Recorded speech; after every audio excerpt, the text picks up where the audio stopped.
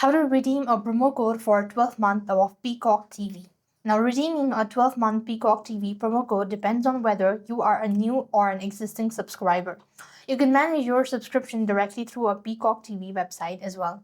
All you need is, first thing first, you want to log into your Peacock TV account. So open up any browser that you have on your device and type in Peacock website or Peacock TV.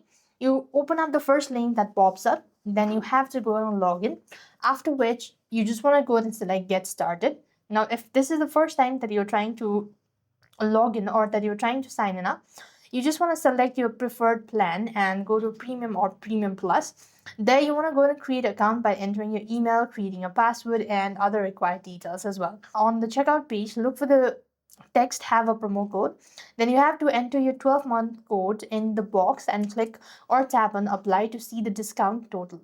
Then you want to complete the payment information to activate your subscription, and you just want to sign into your account on a web browser. Then you want to tap on the profile icon, and that's how you can go ahead and apply for the 12-month promo code. So this way you're supposed to do it. With that being said, we've completed our steps. Thank you for watching. See you in the next video.